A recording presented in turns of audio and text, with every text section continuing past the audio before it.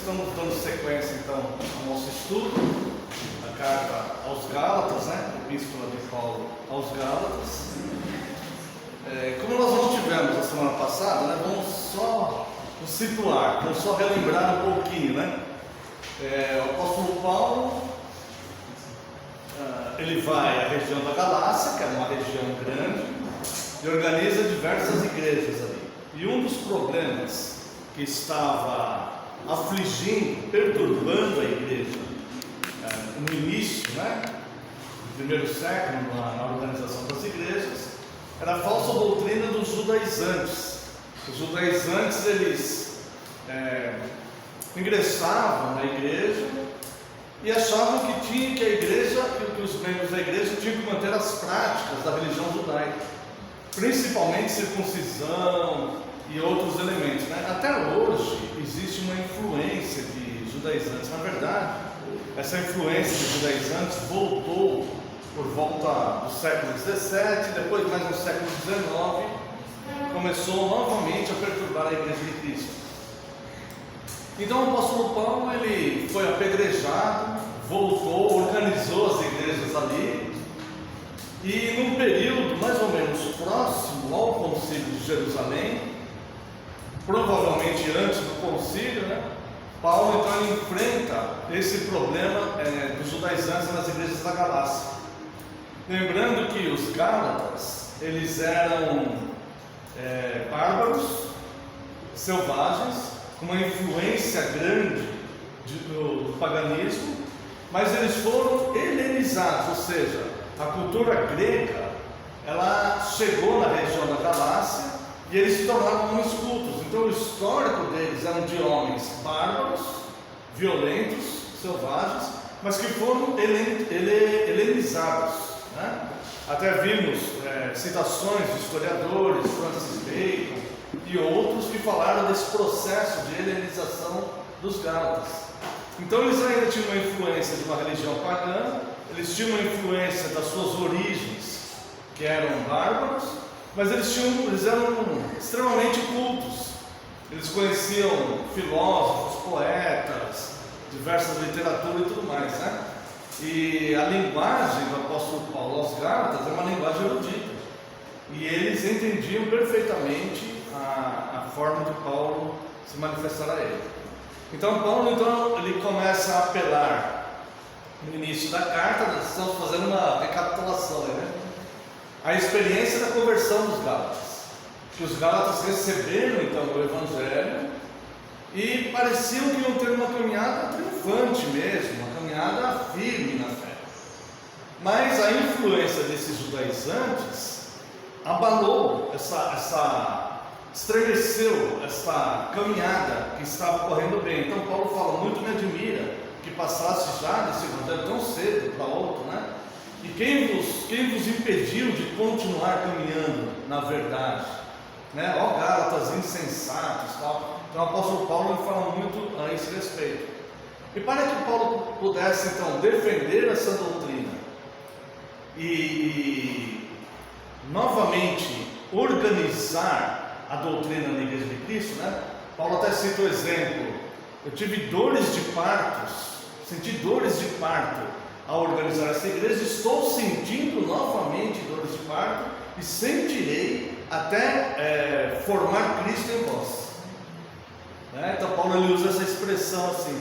E para que Paulo pudesse então contornar essa situação, né, vencer essa dificuldade que os judaizantes estavam impondo ali, os judaizantes estavam inclusive jogando os membros da igreja contra Paulo. Paulo até fala aquela célebre frase, né? Me tornei vosso inimigo por te falar a verdade. Essa frase ficou famosa, né? Então, me torno seu inimigo por te falar a verdade. Então, porque eles estavam jogando os Gálatas contra Paulo, a igreja contra Paulo, né? Então, Paulo, para contornar essa situação, então, ele começa a discorrer da aliança com Abraão. Então, ele fala da aliança de Deus com Abraão e vai explicando tudo, né? Como que o Evangelho chegou para os gentios e por que os gentios não tinham que guardar a lei, porque nós não somos justificados pela lei, sim pela graça. Tudo bem até aqui? Então vamos ao capítulo 5. Nós vamos ler do verso 1 ao verso 12, tá? Todos acharam aí, né? Gálatas capítulo 5, verso 1. O título aqui é ou a lei ou Cristo, tá? Então lembra, né, que a questão era a lei. Os judeus antes queriam que a igreja ficasse mantendo aquelas cerimônias, principalmente a circuncisão, né? Então ele fala ou a lei ou Cristo. E aí vamos lá. Para a liberdade foi que Cristo nos libertou. Permanecei, pois, firmes e não vos submetais de novo a jugo de escravidão. Antes de nós continuarmos, quero fazer uma ressalva aqui, né? Esses ensinos doutrinários de Paulo, esses princípios que ele está colocando aqui, não se aplica só com relação aos judaizantes, mas todo tipo de escravidão. Está falando que Cristo nos libertou para a liberdade, tá? Então não só aquele jugo de escravidão, novamente, de salvação pelas obras, justificação pelas obras, mas todo tipo de escravidão, tá? Verso 2: Eu, Paulo, vos digo que se vos deixar de circuncidar, Cristo de nada vos aproveitará. De novo testifico a todo homem que se deixa circuncidar, que está obrigado a guardar toda a lei. De Cristo vos desligastes, vós que procurais justificar-vos na lei, da graça decaístes. Porque nós, pelo Espírito, note esse Espírito em letra maiúscula, né? É o Espírito Santo, tá? Porque nós, pelo Espírito, aguardamos a esperança da justiça que provém da fé. Porque em Cristo Jesus, nem a circuncisão, nem a incircuncisão tem valor algum, mas a fé que atua pelo amor. Vós corrieis bem. Quem vos impediu de continuardes a obedecer à verdade? Esta persuasão não vem daquele que vos chama. Um pouco de fermento leveda toda a massa. Confio de vós no Senhor, que não alimentareis nenhum outro sentimento, mas aquele que vos perturba, seja ele quem for, sofrerá a condenação. Eu, porém, irmãos, se ainda prego a circuncisão, por que continuo sendo perseguido? Logo está desfeito o escândalo da cruz. Tomara até se mutilassem os que vos incitam à rebeldia. Bom, então Paulo ele termina de falar sobre a alegoria de Agar e Sara. Os irmãos lembram no final do capítulo 4? Ele faz aquela alegoria entre Sara e Agar, certo? Então o que ele vai falar? Que alguns são filhos da escrava, que é o caso de Ismael e seus descendentes. Mas nós, e ele inclui os Gálatas, então ele reconhecia uma conversão genuína daquela igreja. Mas nós somos filhos da livre. Então ele termina de falar isso, que nós somos filhos da mulher livre, da descendência da mulher livre, e não da escrava. Termina de falar isso e começa a falar sobre a nossa liberdade. Foi para a liberdade que Cristo nos libertou. Está vendo a inteligência, a sabedoria dele em organizar toda essa argumentação e encaixar as coisas, né? Para que ficasse bem claro para os Gálatas. Então nós passamos aí do capítulo 2, 3 e 4, praticamente falando tudo da lei de Abraão, né? Da aliança com Abraão. E ele fala, então nós somos descendentes da livre. Foi para a liberdade que Cristo nos libertou, né? E ele começa a falar isso. Então permanecei firmes na fé, tá? Irmãos, nós não devemos desprezar uma liberdade tão preciosa como essa. Se nós olharmos o caminho da Igreja Reformada na história, você vai ver que nós sempre fomos e somos até hoje censurados por duas coisas. Uma, por tentar uma fidelidade absoluta às Escrituras. As pessoas, não é assim? Nós sentimos isso na pele, não é? E em séculos passados eles sentiram até mais forte do que nós. As pessoas nos chamam de legalistas, fanáticos, um monte de coisa assim, porque a gente tem um zelo, né? E a outra coisa que nós somos criticados é pela liberdade que nós temos em Cristo. Então, ao mesmo tempo que alguns falam que nós somos legalistas e fanáticos, né, outros falam que nós exageramos na liberdade, vamos dizer assim, né? Então, o apóstolo Paulo, nesse contexto aqui, ele nos mostra como é preciosa essa liberdade, mas a responsabilidade que existe nessa liberdade. Então é esse equilíbrio que a igreja deve estar sempre mantendo. Somos livres, mas nem sempre eu vou poder usar dessa minha liberdade, porque essa minha liberdade muitas vezes pode escandalizar alguém que está talvez debilitado na fé, né? Então, nos censuro por sermos zelosos dessa doutrina e livre para vivermos sem o fardo pesado da religiosidade e da falsa religião. Então Paulo usou várias vezes o exemplo de comer ou não comer carne. Não é o que comemos ou bebemos, mas a perseverança na sua doutrina revelada em Cristo. Tá? Então vamos ver aqui, ó, ele fala: para a liberdade foi que Cristo nos libertou, permanecei, pois, firmes, e não vos submetais de novo a jugo de escravidão. Eu convido os irmãos para verem aqui na carta aos Romanos, capítulo 14. Aqui Paulo vai falar desse equilíbrio entre a liberdade e a responsabilidade.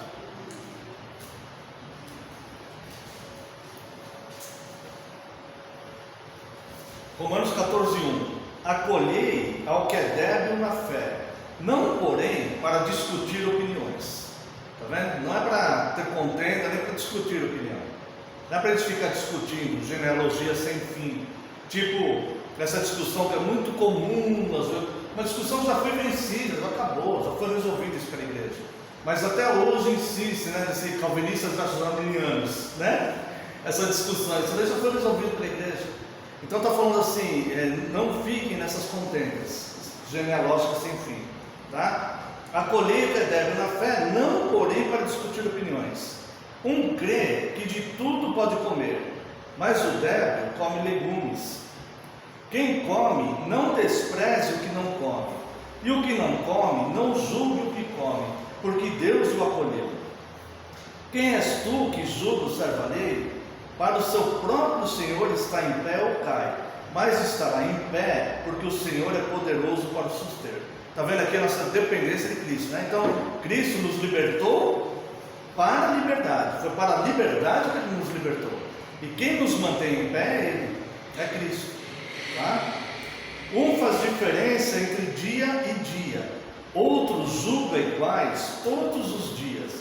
Cada um tem uma opinião bem definida em sua própria mente. Quem distingue entre dia e dia, para o Senhor faz. E quem come, para o Senhor come, porque dá graças a Deus. E quem não come, para o Senhor não come, e dá graças a Deus. Porque nenhum de nós vive para si mesmo, nem morre para si. Porque se vivemos, para o Senhor vivemos, se morremos, para o Senhor morremos. Quer pois vivamos ou morramos, somos do Senhor. Aqui está a nossa liberdade. Tá? Lembra o começo do nosso catecismo? Qual é o nosso único consolo na vida ou na morte? Nosso único consolo na vida ou na morte é que nós não pertencemos a nós mesmos, mas nós pertencemos a Cristo. Tá? Verso 9: foi precisamente para este fim que Cristo morreu e ressurgiu, para ser Senhor, tanto de mortos como de vivos. Tu, porém, porque julgas teu irmão? E tu, porque desprezas o teu? Pois todos compareceremos perante o tribunal de Deus. Como está escrito: por minha vida, diz o Senhor, adiante de mim dobrará todo o joelho e toda a língua dará louvores a Deus. Assim, pois, cada um de nós dará contas de si mesmo a Deus. Então aqui ele está falando da nossa responsabilidade em acolher o que é mais fraco, o que fica distinguindo dias, o que acha que é pecado comer carne e tal. Não é para nós discutirmos opinião dessas pessoas, mas é para nós o acolhermos, para nós não os escandalizar com a nossa liberdade. Tá? Então, a responsabilidade do livre é não ser tropeço para aquele que é mais fraco. Essa é a responsabilidade do que está livre em Cristo. Tá? E aqui então ele começa a falar da liberdade e a caridade, né? Ou o amor. Não, verso 13: não nos julguemos mais uns aos outros, pelo contrário, tomai o propósito de não pôr tropeço ou escândalo ao vosso irmão. Eu sei e estou persuadido no Senhor Jesus de que nenhuma coisa de si mesma é impura, salvo para aquele que assim a considera, para esse é impuro. Se por causa de comida o teu irmão se entristece, já não anda segundo o amor fraternal. Por causa da tua comida, não faças perecer aquele a favor de quem Cristo morreu. Tá? Então, por exemplo, se a pessoa acha que você comendo carne, você está escandalizando a levita, ele come na frente dela para você não escandalizar. São cuidados simples que a gente toma para não afrontar as pessoas e não ser tropeço para aqueles que estão mais fracos na fé. Está dando para entender, né, irmãos? Tá? Verso 16: não seja, pois, vituperado o vosso bem.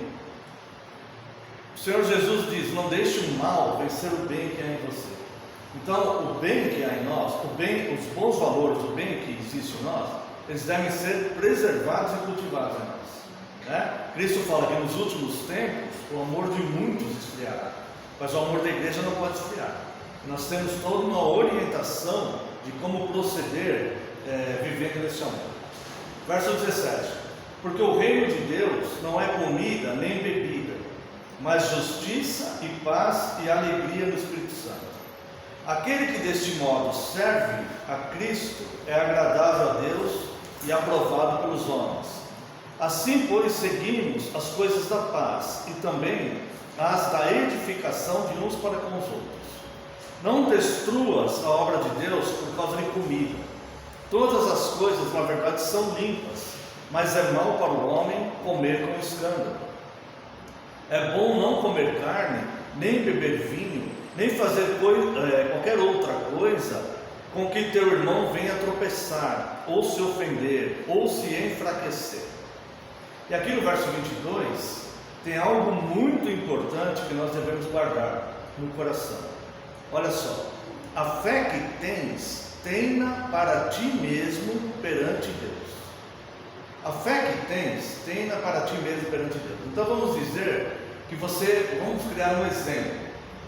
Você, na sua sinceridade, você acha que é pecado comer carne. Estou dando um exemplo, né? Porque ele cita muito exemplo da comida. Tá? Então essa fé que você tem, guarda para você. Não exige dos outros.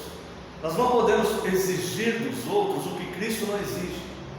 Tá? Então se você acha, não, para mim é pecado, eu acho que é pecado, então não coma. Não coma. Mas não exija isso dos outros. Tá? Então nós vemos pela Bíblia o que é pecado ou não. Tá? Então, se você pegar os 10 mandamentos, você sabe o que é pecado ou não ali, certo? Tá? Agora, esses detalhes, comer carne, sei lá, se você acha que é pecado, então não fala, mas não exige isso dos outros, é isso que ele está falando aqui. E o versículo, ele continua, e é um versículo muito bonito. Ele diz assim: bem-aventurado, ou seja, mais do que feliz, é aquele que não se condena naquilo que aprova. Tá? Então, se você acha que comer carne não é pecado, com a sua sinceridade, né? A gente não pode ficar forçando para querer enganar Deus, né? Para transformar nossa liberdade em libertinagem, não. A liberdade sincera. Então, se você acha que comer carne é pecado, não coma, mas não exige isso dos outros. A fé que tens, tenha para ti mesmo. Se você acha que não é, bem-aventurado é aquele que não se condena naquilo que aprova. E isso com toda sinceridade, tá? É claro que tem coisas que a Bíblia não fala diretamente, como os 10 mandamentos, né? Está dando para entender, né? Então Paulo, ele está apelando aqui para a liberdade deles. Ele fala assim: olha, vocês não podem entrarem nessa conversa aí dos judaizantes, que estão impondo isso para vocês, como um fardo, como uma escravidão, como algo que vocês têm que fazer e vocês não vão conseguir fazer. Porque se vocês se circuncidarem, vocês vão ter que cumprir toda a lei. Tá? Então Paulo está tirando esse peso deles. Verso 23: mas aquele que tem dúvidas é condenado a se comer, porque o que faz não provém de fé, e tudo o que não provém da fé é pecado. Então, qual que é o remédio para a igreja? Nós vamos ver até mais para frente nessa própria carta. A melhor defesa da fé, para a igreja, para a sã doutrina, não é a gente ficar discutindo genealogia com os outros. É cada um cuidar de si próprio, para que não seja tropeço para o outro. Essa é a melhor defesa da fé. E vivermos dentro da liberdade pela qual Cristo conquistou para que nós vivêssemos por ela.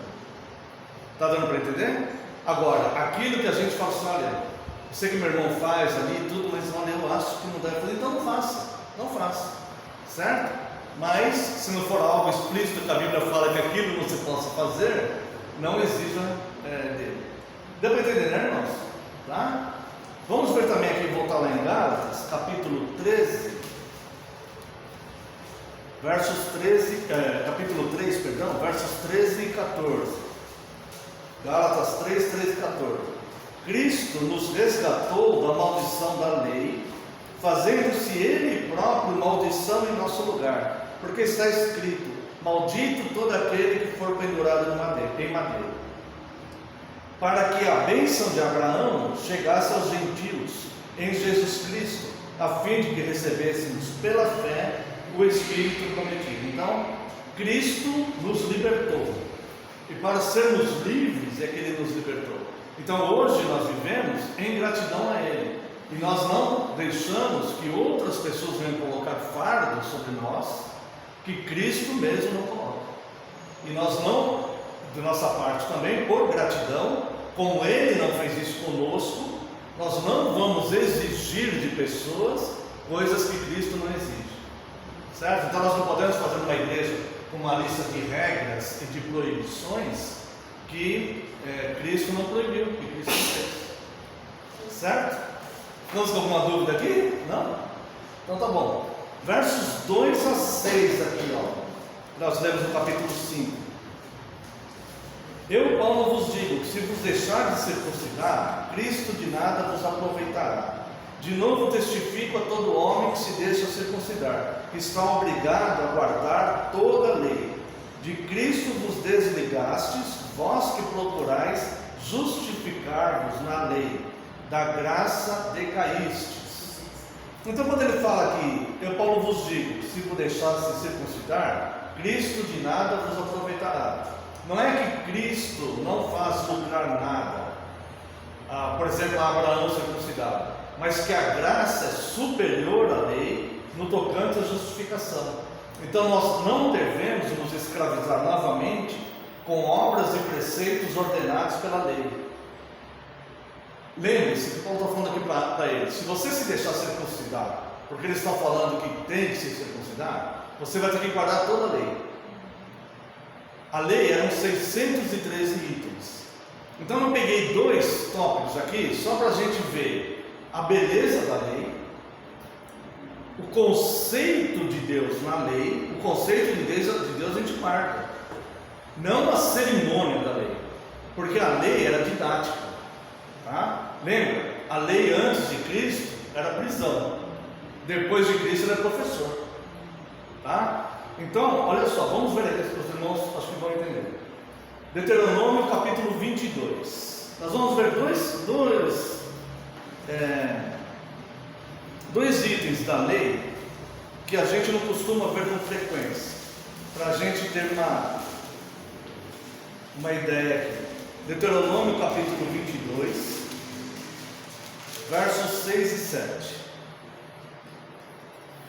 Se de caminho encontrares algum ninho de ave, em alguma árvore ou no chão, com passarinhos ou ovos, e a mãe sobre os passarinhos ou sobre os ovos, não tomarás a mãe com os filhotes. Deixarás ir livremente a mãe, e os filhotes tomará para ti, para que te vá bem e prolongues todos os seus dias. Isso aqui era um dos 613 itens da lei, tá? Então lembra que ninguém consegue cumprir os 613 itens da lei, ninguém consegue cumprir os 10 mandamentos. A gente luta para guardar eles, porque aquilo desonrar os 10 mandamentos é uma agressão a Deus. Cumprir os 613 itens da lei, então, é muito difícil. Então aqui fala do passarinho. Isso aqui tem um motivo, né? Os pássaros, em geral, eles comem insetos, eles ajudam a manter o equilíbrio ecológico e tudo mais, né? Então ele fala: se você achar um ninho com um passarinho com a mãe, isso é da lei. A mãe você deixa ir, porque se você deixar ela ir, ela vai ter outros filhotinhos. Os filhotinhos são só você pega e cuida deles. tentar salvar eles, mas a mãe você deixa ir, para ela produzir mais filhotes. Porque senão a mãe vai ficar presa lá com os filhotinhos e vai ficar exposta a todo tipo de perigo. Certo? Então era a lei, você tinha que cumprir aquilo e fazer aquilo. Tá? Mas tinha um fundamento, o porquê de se fazer aquilo. Tá? E aqui no capítulo 14, verso 21 de Deuteronômio. 14, 21. Não comereis nenhum animal que morreu por si. Podereis dá-lo ao estrangeiro que está dentro da tua cidade, para que o coma, ou vendê-lo ao estranho, porquanto sois povo santo ao Senhor, vosso Deus. Não cozerás o cabrito no leite da sua própria mãe. Essa parte aqui, não cozerás o cabrito no leite da sua própria mãe, é difícil explicar, porque assim, existe um estudo aprofundado sobre as leis, do porquê Deus deu cada um desses itens na lei. Porque nós vemos que tudo que Deus falava, até as cores que precisava colocar, os estufos, a roupa do sacerdote, tudo tem um motivo, né? Então, nada você vai falar assim, é um capricho de Deus isso. Ah, por acaso Deus decidiu que fosse assim? Não, tudo. Isso aqui é didática, é escola, né? Então, o Novo Testamento, o Antigo Testamento, ele é escola. E essas leis também é escola, tá? Apontando sempre para Cristo, para a liberdade e tudo mais, tá? Essa aqui do cabrito não ser cozido no leite da mãe é um pouco difícil da gente entender. Mas nós temos duas fontes, por exemplo, tem uma tábua cananeia com um poema, é uma poesia, só que essa poesia, você não consegue decifrar ela direito, mas faz uma menção a cabrito cozido no leite da mãe, tá? A ideia aqui é preservar o povo da cultura e dos costumes dos outros povos. Se você pegar aqui o capítulo 14, né? Esse aqui está no verso 21 do capítulo 14, essa do cabrito. Se você pegar o capítulo 14, verso 1 e 2, vós sois filhos do Senhor vosso Deus, não vos dareis golpes, nem sobre a testa fareis calvo por causa de algum morto, porque sois povo santo ao Senhor vosso Deus, e o Senhor vos escolheu de todos os povos que há sobre a terra, para lhe ser de seu próprio povo. Então, o contexto parece dizer que essas leis aqui é para separar o povo, certo? Para mostrar que o povo de Deus é diferente, que é um povo santo, é um povo escolhido, dos demais povos ali. Está dando para entender? É por causa desse versículo 21 que os judeus ortodoxos até hoje, eles não misturam carne com laticínios. Eles não misturam carne com laticínios por causa desse versículo 21. Então o que acontece? Paulo está tentando preservar aqueles gálatas de todo esse contexto que os judeus vinham guardando, certo? Porque eles era uma tradição tão forte neles, eles foram criados assim. Só que eles não conseguiram entender que aquilo viria até Cristo, certo? E haveria uma necessidade de mudanças a partir de Cristo, e agora é a graça. Então eles incutiam esse monte de ritual, esse monte de tradição e tal, tá? Dá para nós entendermos a preocupação de Paulo, né? Porque até hoje nós vemos, dentro da fé cristã, muitas vezes, não são poucas, denominações ou pessoas que estão seguindo algum tipo de tradição que não é propriamente bíblica. Então eles dão um valor muito grande àquela tradição e se prendem àquela tradição em detrimento da palavra, quando na verdade a nossa regra deve ser sempre a Escritura. Deu para entender aqui, né, irmãos? Vamos seguir então aqui em frente.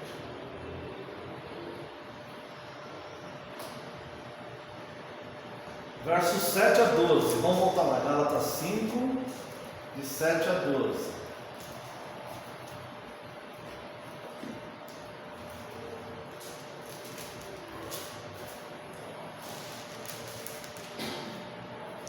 Vós corrieis bem, quem vos impediu de continuar a desobedecer a verdade? Lembra, né, que nós falamos que ele fala da experiência dos Gálatas, da conversão, e depois fala, muito me admira, né, verso 6 do capítulo 1, né, que passasse por um outro evangelho, como não é outro, tal. E aqui ele fala, vós corrieis bem, vocês estavam indo bem, quem vos impediu de continuar a obedecer a verdade?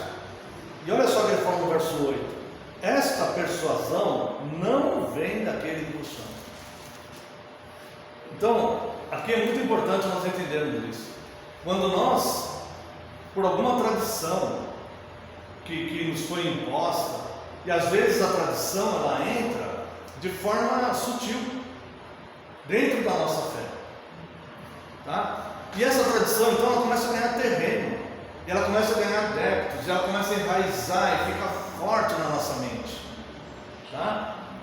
E essa tradição então ela começa a nos desviar da beleza e da liberdade de Cristo, da liberdade que Cristo e nós vamos começar então a sermos escravizados por essa tradição que foi implantada em nós. Está dando para entender?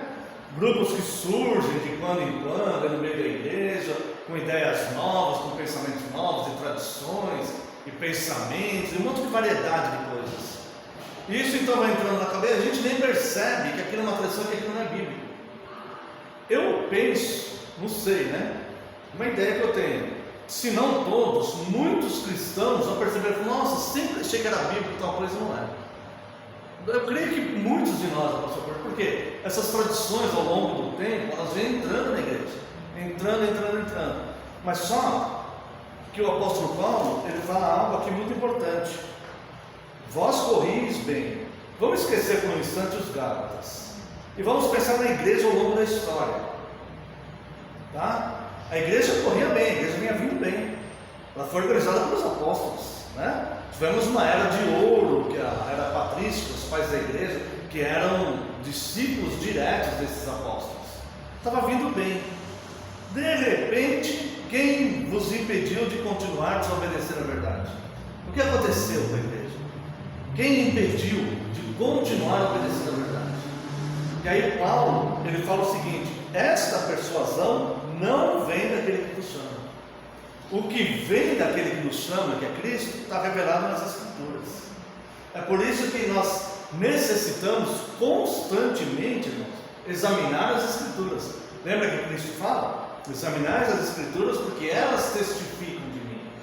São as Escrituras que testificam, né? Uma das testemunhas de Cristo, da verdade de Cristo, não sei se os irmãos lembram, eu fiz um sermão das 4 testemunhas, né? Uma das testemunhas é a Escritura, certo? Então ele fala assim: esta persuasão, essas tradições não vem daquele que nos chamou, não vem, tá? Então se está impedindo você de continuar obedecendo a verdade é o que está revelado aqui, ela não vem daquele que nos chamou. E agora, olha o verso 9, com bastante atenção, que você começa a entender os perigos que a igreja corre ao longo do tempo e por que há tanta diversidade aí de pensamentos, né? Por que tanta desunião e tanta rebelião muitas vezes entre igrejas, divisões e tanta coisa. Verso 9: um pouco de fermento, um pouquinho de fermento leveda toda a massa. Então a igreja que está muito aberta, muito solícita, a que todo mundo possa aí ter uma voz ativa, alguma coisa assim, muitas vezes está correndo um sério risco, porque um pouco de fermento leveda toda a massa. Se for um fermento mau, se for um fermento ruim, vai levedar toda a massa. Então é um dever sagrado, obrigação, um dever de pastores e presbíteros de zelar para que o alimento que seja servido ao rebanho de Cristo, que está sob os cuidados dele, seja genuinamente bíblico.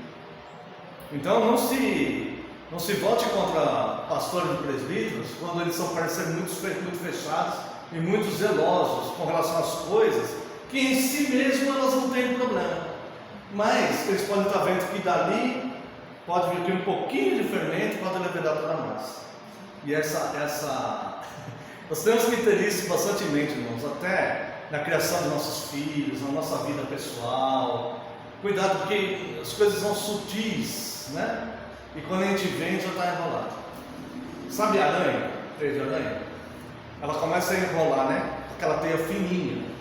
Aquela a gente nem percebe, né? Se for pensar bem, tão fininha aqui, não dá nem para ver, né? E vai enrolando. Quando a pessoa vê, já está Está querendo o filme do Homem-Aranha lá, que está todo enrolado e não consegue sair mais. Tá? E é mais ou menos assim as coisas. Tá? Mas nós temos as Escrituras. Nós não precisamos confiar nos homens.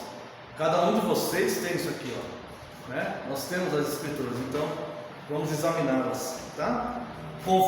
Verso 10: confio de vós no Senhor, que não alimentareis nenhum outro sentimento, mas aqueles que vos perturbam, seja ele quem for, sofrerá condenação. Então aqui é um alerta, porque esses que perturbam a igreja, Cristo está vendo isso, e ele vai plantar o que colheu, tá? Então se ele está ensinando aí heresia, se ele está querendo usufruir de alguma coisa do rebanho, porque, irmãos, o mercenário, ele não está se preocupando com a ovelha, ele quer a gordura da ovelha, ele não está se preocupando com o que vai acontecer com aquela ovelha, certo? Mas só que Cristo está vendo isso, e ele vai colher exatamente o que ele plantou. Então é isso que Paulo, então essas palavras são duras, né? Tem até imprecatórios aqui, nós não vamos entrar no imprecatório, nós vamos na aula de introdução, né? Vamos fazer uma aula de introdução para explicar, senão nós vamos ter que parar e ficar explicando. E aqui a palavra é dura. Confio de vós no Senhor, verso 10, que não alimentareis nenhum outro sentimento, mas aquele que vos perturba, seja ele quem for, sofrerá condenação.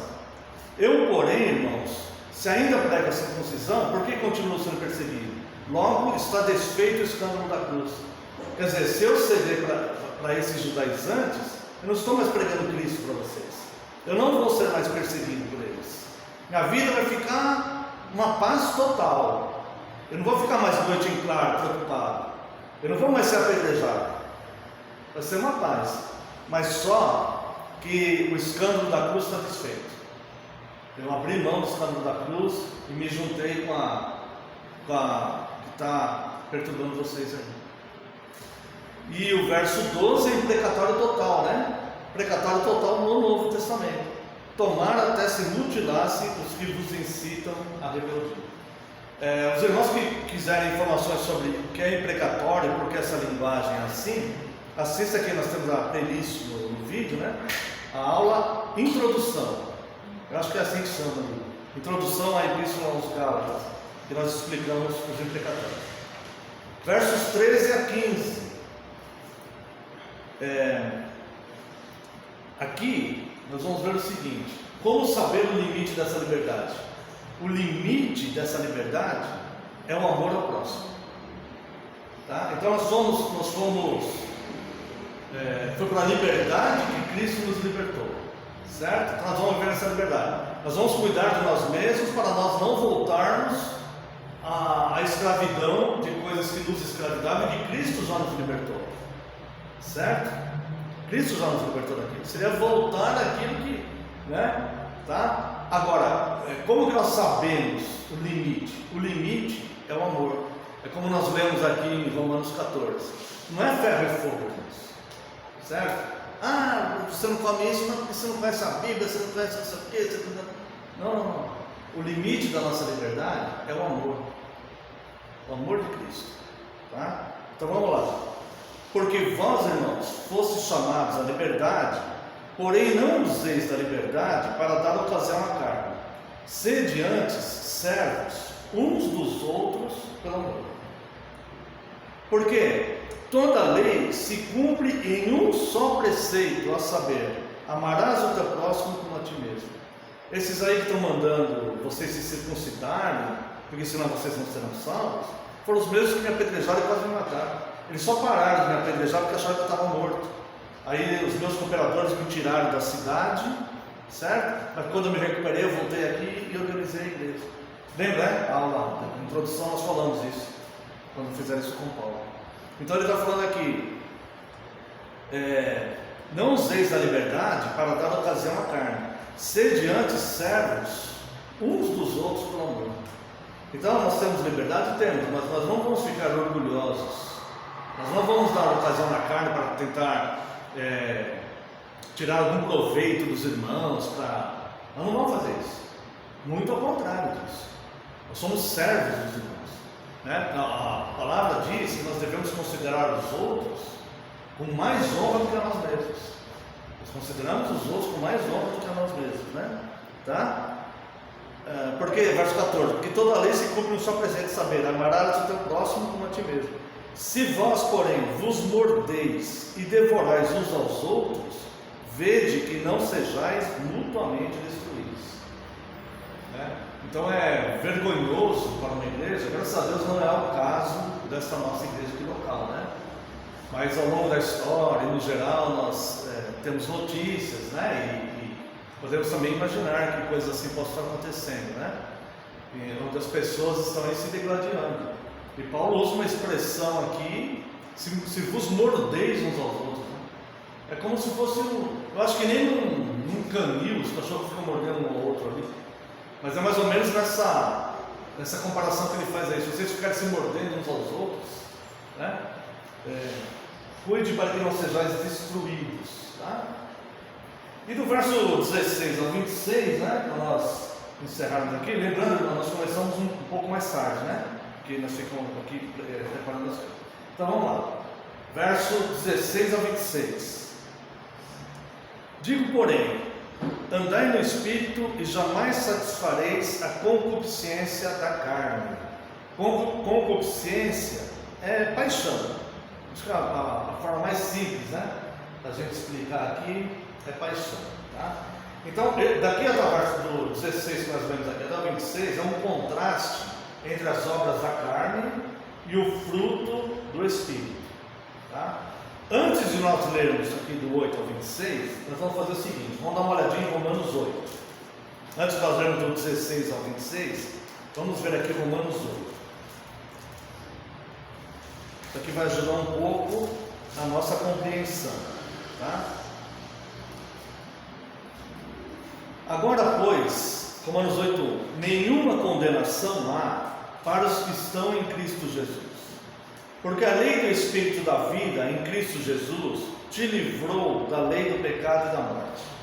Porquanto que fora impossível a lei, no que estava enferma pela carne, isso fez Deus enviando seu próprio Filho em semelhança de carne pecaminosa e no tocante ao pecado, e com efeito condenou Deus na carne o pecado, a fim de que o preceito da lei se cumprisse em nós, que não andamos segundo a carne, mas segundo o Espírito.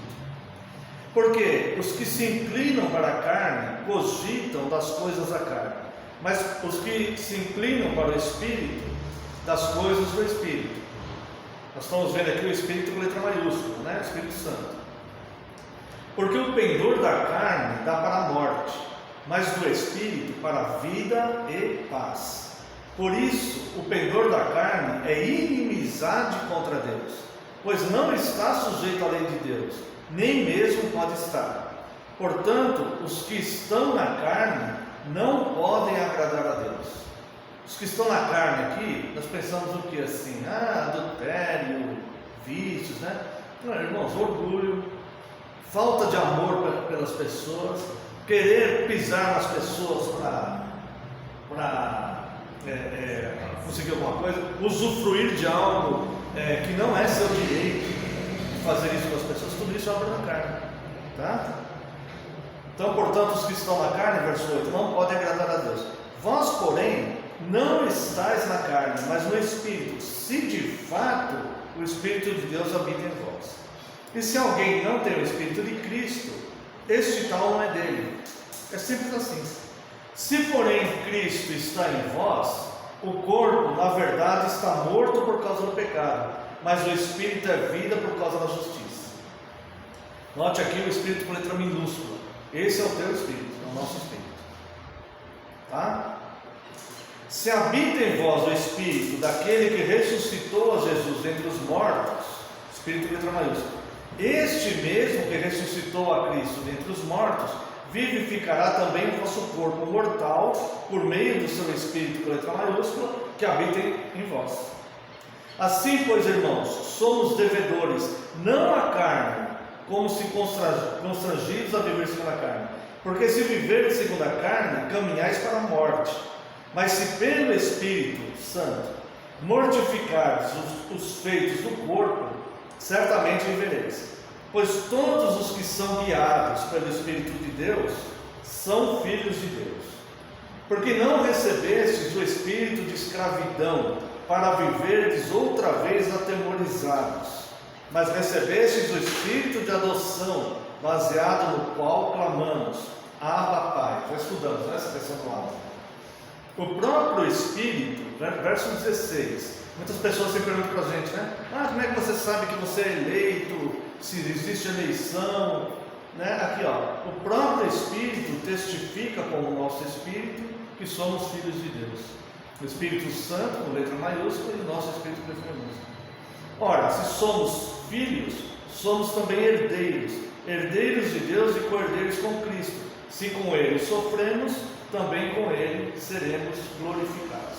Então nós vimos aqui um texto onde Paulo, aos Romanos, ele vai falar dessa questão de carne e espírito, né? E aqui aos Gálatas, então ele vai terminar essa explicação dele no capítulo 5, dizendo a diferença das obras da carne e o fruto do espírito, né? Tá? Porque a carne milita contra, verso 17, porque a carne milita contra o espírito, e o espírito contra a carne, porque são opostos entre si, para que não façais o que porventura seja o vosso querer. Mas se sois guiados pelo espírito, não estáis sob a lei. Ora, as obras da carne são conhecidas. Vamos parar aqui, tá? Veja o verso 22, mas o fruto do espírito é. Então ele vai fazer aqui um contraste entre as obras da carne e o fruto do Espírito, tá? Quando ele vai falar das obras da carne, ele vai falar no plural. As obras da carne são várias, tá? Quando ele fala do fruto do Espírito, ele fala no singular. São vários também. São várias ramificações do fruto, né? Mas ele fala no singular. Isso daqui tem a ver com, lembra lá que ele estava explicando, nós já falamos? Volta lá em Gênesis, no proto-evangelho, depois da queda, quando Deus está dando punição à serpente, ao homem e à mulher, e ele vai falar então os descendentes da serpente e o descendente da mulher, não é assim? Lembra? Nós já estudamos isso. Descendente no singular, e os descendentes da mulher no singular, que é Cristo, e os descendentes da serpente no plural. Quando vai falar quando ele faz toda aquela alegoria para falar da aliança de Abraão, vai falar de Agar, né? Nós não somos filhos herdeiros da escrava, mas da livre. Ele vai falar a descendência, a semente, né? O descendente, que vai falar de novo de Cristo, tá? Então aqui é mais ou menos a cereja no bolo, o complemento. Ele vai falar assim: os descendentes da serpente, os descendentes da escrava, eles estão envolvidos com muitas obras da carne. O descendente da mulher, que é Cristo, ele produz um fruto, e este fruto vai ramificando em nós de diversas formas. Está dando para entender? Mas é um só Senhor, um só Espírito, uma só fé, um só batismo, a unidade. Então Paulo está chamando aqui tudo para a unidade. Não há diversificação na ação do Espírito Santo. O que o Espírito Santo vai fazer em mim, ele vai fazer em você, fazer em outro cristão que está lá. Um cristão verdadeiro que está lá numa outra igreja que a gente não conhece, um outro cristão que está em outro país lá que a gente não conhece. A mesma unidade de fé, tá? Então vamos lá. Aqui nós vamos passar meio por cima porque já é mais fácil, né? Ora, verso 19: as obras da carne são conhecidas e são prostituição, impureza, lascívia, idolatria, feitiçarias e... Está vendo que muitas dessas vêm até no próprio plural, a própria palavra, né? Por exemplo, feitiçarias, inimizades, porfias, ciúmes, iras, no plural, discórdias, né? E assim vai. Dissensões, facções, invejas, bebedices, glutonarias e coisas semelhantes a essas, a respeito das quais eu vos declaro, como já outrora vos preveni, que não herdarão o reino do céu os que tais coisas praticam. É como se ele estivesse falando para os Gálatas o seguinte: não vai adiantar nada você se circuncidar, porque você vai estar exposto a essas obras do mesmo jeito, circuncidado ou não. Não adianta nada você guardar dias, você ficar guardando dias, que você vai estar exposto a essas mesmas coisas, guardando os dias ou não. É isso que ele está falando, tá? Mas o que importa para nós é nós estarmos na semente, no descendente, certo? Que é através, e aí nós vamos receber o Espírito. Mas o fruto do Espírito, no singular, é amor, alegria, paz, longanimidade. Olha aqui, ó, longanimidade. Cristo é longânimo conosco, né? Às vezes acontece caso na igreja, irmãos. Estou falando na igreja de forma geral, né? Vou falar bem claro assim para não pensarem que eu estou pensando aqui, né? E do geral, sei lá, imagina qualquer outro lugar fora. E às vezes vamos portar alguém em pecado. E a comunidade sabe, e às vezes acha que aquele conselho que pastor não estão tratando, está demorando. Mas acontece o seguinte: Cristo é longânimo, e a longanimidade é fruto do Espírito. Então muitas vezes eles demoram a tratar aquilo na esperança de, não é que demora para agir, mas o tratamento é demorado, na esperança de a pessoa se arrepender e voltar. É a longanimidade, tá? Benignidade, bondade. Aqui nós vemos benignidade e bondade, tá? Ah, mas não é a mesma coisa? Não. Benignidade é uma essência. Uma pessoa é benigna, a outra é maligna. A bondade são atos, tá? Então, a pessoa maligna, ela pode ter atos de bondade. Um traficante lá que é cruel, que mata jovens lá porque não pagou a conta, ele pode um dia distribuir cesta básica lá na comunidade. Então, o maligno, a pessoa maligna, ele pode ter atos de bondade, tá? Mas a essência dele continua sendo maligna. Aqui é fruto do Espírito, a benignidade como essência. E aí sim vem o fruto genuíno dessa benignidade, que é a bondade. Fidelidade, mansidão, domínio próprio. Contra estas coisas não há lei. Então, tanto faz se a pessoa é circuncidada ou se ela não é circuncidada, se ela tem o Espírito Santo, contra essas coisas não há lei. É a graça, tá? E os que são de Cristo Jesus crucificaram a carne com as suas paixões e concupiscências. Se vivemos no Espírito, andemos também no Espírito. Não nos deixemos possuir de vanglória, provocando uns aos outros, tendo inveja uns dos outros. Tá? Então, o que nós vemos aqui? Toda a conduta da pessoa que está em Cristo, ela também é doutrina. A conduta também é doutrina. Então, nós aprendemos a viver essa doutrina, não é só congregar todo domingo, ou só ler a Bíblia, só orar, ou congregar todo domingo, ler a Bíblia, orar, fazer jejum, essas coisas, claro, a gente precisa fazer. Isso é doutrina mesmo, a gente tem que fazer. Mas a nossa conduta, ela tem que ser um reflexo dessas coisas, né? Então, por exemplo, nós somos livres, nós não vamos deixar ninguém por peso em nós, certo? Mas nós vamos viver como cristãos, procurando não fazer o mal para o outro, né? Cuidando de nós mesmos, sabendo que estamos dispostos ao erro. Se errarmos, não devemos errar, vamos tentar não errar, mas se errarmos, confessar, arrepender, abandonar, levantar e seguir em frente. É um grande erro pessoas que caem, param de congregar, não devem fazer isso, porque senão ela vai se perder de vez, certo? É congregando que ela vai conseguir, mesmo que demore, ela vai conseguir se manter, tá? Agora, a conduta, ela vai refletir isso, e não é aquele testemunho que a gente tem meio que estereotipado na nossa cabeça, né? Então eu vou testemunhar, então eu vou andar todo dia de terno e gravata aqui em cima para mostrar que eu sou cristão. Não, ao contrário, nós somos, ao contrário não, se andar de terno e gravata pode andar, mas não é isso que vai. Eu estou dizendo assim, a conduta ela vai refletir não só o nosso amor pelas pessoas, mas a nossa liberdade também. Cristo me libertou, por que eu devo esconder que Cristo me libertou, né? Agora, algumas coisas eu não vou fazer para não escandalizar aqueles que são mais fracos da fé. Está dando para entender? Então a nossa conduta vai ser uma conduta de quem é livre em Cristo, Por que eu tenho que ter isso em mente? Porque eu não vou me deixar escravizar por nenhum desses movimentos que perturbaram a igreja ao longo dos anos.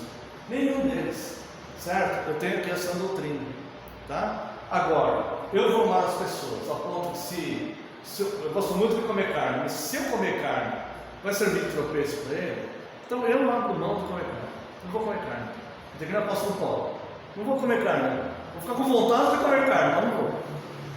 Certo? E é isso que Paulo fala, né? Então podemos observar que a nossa liberdade é mantida sem o peso de cerimônias, mas mantida pelo Espírito. A forma de viver também é prática doutrinária. E não só cultuar a Bíblia e orar, mas a conduta no cotidiano da vida. E a dependência de Cristo para vivermos uma vida santa e com paz. Certo? E o remédio para que a igreja não ceda às investidas, né, desses movimentos que trazem heresia ao peso, é cada um de nós individualmente, nós somos corpo uns dos outros, cada um de nós individualmente entendermos essa nossa posição de Cristo, nossa dependência dele, certo? E não nos deixarmos que ninguém vai nos escravizar, não, porque nós temos aqui a Escritura. E aí termina o capítulo 5, tá bom? Pode tirar, fazendo um favor? Alguém tem alguma pergunta, algum comentário?